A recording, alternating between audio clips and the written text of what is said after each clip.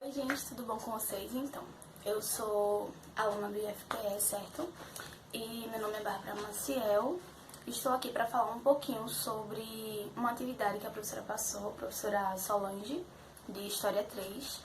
E eu vou falar um pouquinho sobre como era o rei, né? O rei medieval, como era o rei moderno, de como era a nobreza medieval, a moderna, falar um pouquinho sobre como os portugueses, como os camponeses se comportaram, como que estava acontecendo, se tinha conflitos ou não, se tinha consensos, de como os holandeses invadiram o Brasil e o porquê que invadiram o Brasil, né? E vou começar falando sobre os reis. Que o rei absolutista, ele representa uma centralização de poder econômico, social, político, legal, né? E que os reis, eles não são iguais em todos os países. Não, tá fora de questão isso. Cada país, eles governam de uma forma diferente. No Brasil é de uma forma, lá na Europa é de outro. Cada cantinho, eles fazem de uma forma. E o rei da Idade Média, ele não tinha tanto poder como o rei da Idade Moderna. Por quê? Porque o rei medieval era um senhor feudal. O que isso quer dizer? Quer dizer que ele apenas estava ali governando o seu feudo. Exemplo, aqui, esse retângulo é o feudo dele. Ele só governava essa parte branca, essa folha. E em volta ele não podia governar. Se ele quisesse tomar algumas atitudes, algumas decisões, comandar ali fora do feudo dele, além daquilo, ele tinha que falar com a nobreza para ver se podia ou não, de como ele poderia fazer aquilo, né? Então ele não tinha tanto poder assim. Já o rei moderno, ele conseguiu centralizar o poder do país em torno de si, certo? E com a aliança com a burguesia, ele tinha uma aliança com a burguesia, se uniram, tá? Para que... Calma, que eu fiz aqui uns tópicos para seguir, tá? Cadê?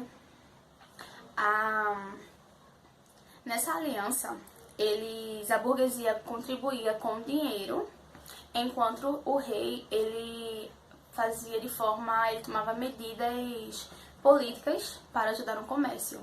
Então era meio que uma via de mão dupla. Enquanto a burguesia dava dinheiro para o rei conseguir formar exército, ter um pouco um poder maior, então enquanto o rei precisava de dinheiro, a burguesia ela queria crescer economicamente. Então o rei ajudava também nisso de forma política. Então ele tomava algumas medidas políticas para ajudar a burguesia também. Então eles se alinharam, né?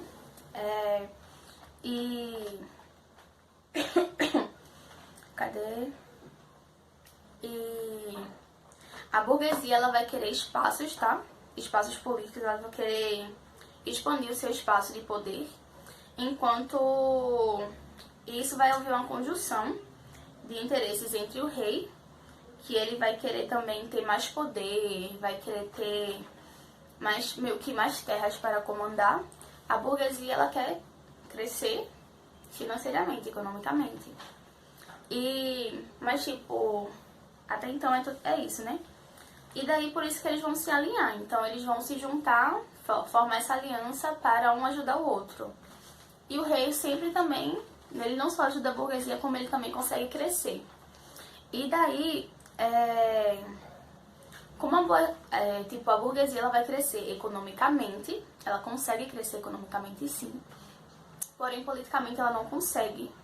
Daí com isso ela precisa convocar, ela precisa ter concessões com a nobreza para fazer outras coisas, porque ações políticas ela não pode tomar, mas ela é economicamente poderosa, né? Então o que falta para ela é a política. Então ela vai lá na nobreza e convoca a nobreza para falar e tal. Cadê? E um exemplo disso são as taxas de pedágios que eram cobradas, poderiam ser cobradas quando as pessoas quando eles trocavam de feudo, de um feudo para outro, de um para outro, essas taxas de pedágio poderiam ser cobradas. E a burguesia, ela não concordava com isso, então ela se uniu, ela ficava mais próxima, ela tentava se aproximar do rei para tentar fazer com que o rei ele ficasse contra essas taxas de pedágio, contra muitas moedas, tipo vários tipos de moedas, porque na Idade Média eles poderiam ter, cada burguês eles poderiam fabricar a sua própria moeda, as pessoas nobres, né? E eles não queriam ter muitas moedas, queriam ter tipo só uma, duas, tipo pouco, e ele queria que ficasse contra as moedas, vários tipos de moeda. E contra também os impostos, os pedágios, ele queria que o rei ficasse contra. Então a burguesia ficava muito próxima, tentava se aproximar justamente para isso. E isso que o rei fazia pela burguesia, não só ajudava a burguesia, como ele também se ajudava, porque ele cada vez mais ele conseguia centralizar o poder dele. Então, cada pouquinho que ele fazia, ele já centralizava um pouco mais. Então, se ele ficasse contra várias moedas, contra esses impostos, ele também acabaria se centralizando o poder dele. E... Perdão. A nobreza da Idade Média, ela é muito, como eu posso dizer, ela era muito fragmentada, militarizada. Mas, tipo, ela foi... Essa nobreza, ela conseguiu crescer de poder. Mas ela era muito fragmentada e muito militarizada. Mas cresceu de poder. Porém, a partir do século XII, ela vai começar a perder a importância dela, tanto econômica, quanto política, quanto militarmente. A importância da nobreza vai caindo. Então... e principalmente com as cruzadas, ela passa a ficar muito fraca. As cruzadas vão enfraquecer a nobreza. E por que isso? Porque as cruzadas conseguem fazer isso com a nobreza? Pelo fato de que quando as pessoas voltavam das cruzadas, das guerras, elas voltavam muitas vezes sem dinheiro. Então isso enfraqueceu bastante a nobreza. E o rei, como era muito esperto, né? O que ele fez? Foi lá, aos poucos, começou a se aproveitar de uma terra, de outra, do dinheiro, ó. Pegou. E aos poucos o rei também vai crescendo, né? E ele foi se apropriando dos poucos bens que a nobreza tinha, das terras e tudo mais. Porém, o rei ele vai passar a proteger a nobreza, né? E manter os privilégios da nobreza. Mas isso o que é que ele quer? Em troca de adulação dessa classe social para a figura do rei. Então ele vai ajudar para mostrar a figura de rei, que ele é poderoso, que ele tá lá, que ele protege. Mas ele tá, Ele tá com os bens da nobreza, né? Então ele dá um pouquinho de proteção e os privilégios para ele não é muita coisa. Bom, a relação da nobreza com o rei é muito diferente de como era na Idade Média. A nobreza, ela praticamente existe unicamente para servir ao rei. Ela só serve para servir ao rei. Mas também, não só a burguesia como a nobreza querem se aproximar do rei. Por quê? A burguesia se aproxima do rei, como eu falei, para poder crescer de poder economicamente e tal. E a nobreza serve ao rei, ok? Enquanto o rei está protegendo ela, ela quer se aproximar um pouco mais do rei, que é justamente para ela poder ser um pouco mais poderosa. Já que ela perdeu esse poder, se ela se aproximar do rei, ela vai conseguir ser um pouco mais poderosa.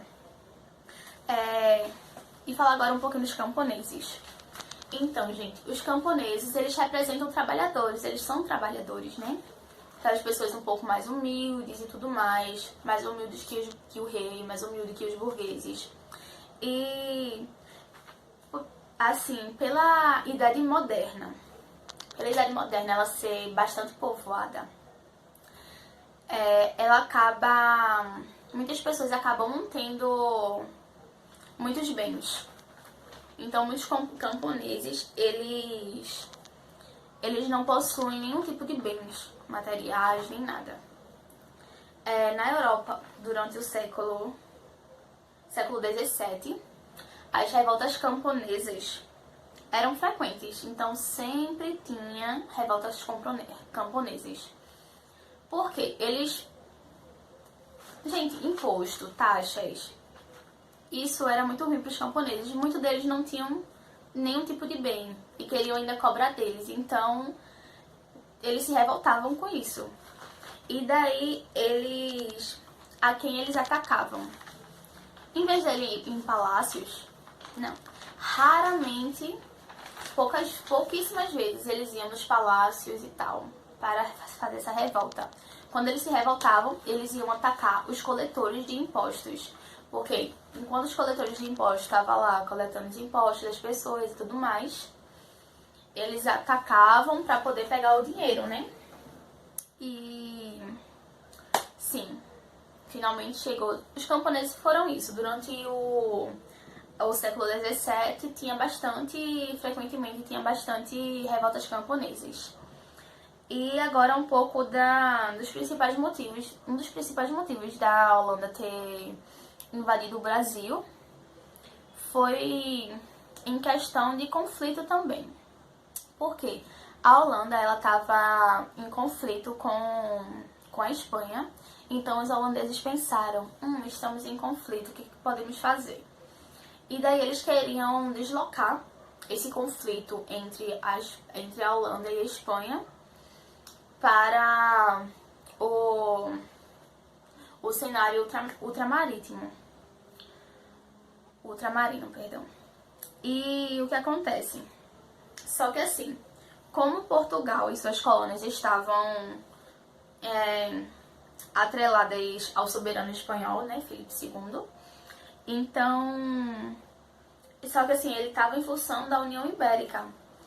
E... Cadê a União Ibérica? Só que assim, os inimigos da Espanha também se tornavam inimigos de Portugal.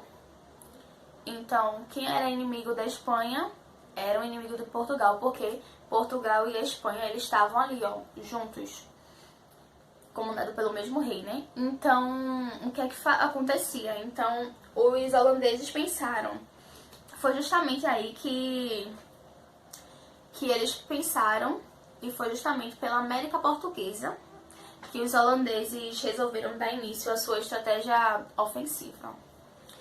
Então, não sei explicar bastante o assunto, mas o que eu sei e coloquei aqui pra falar um pouco nesse vídeo foi sobre isso. Então é isso, tá tudo junto. Nobreza, ela tá junto com o rei, a burguesia, ela também tá junto com o rei. Isso tudo não só para ajudar uma pessoa ou outra. Isso acaba, querendo ou não, ajudando... Isso tem interesses políticos, econômicos, mas isso um vai ajudando o outro. A burguesia ajuda a nobreza, também de certa forma, não muito, né? A nobreza ajuda o rei ajuda a nobreza e o rei ajuda a burguesia, então tá tudo junto. E é isso, espero que tenham gostado e tchau.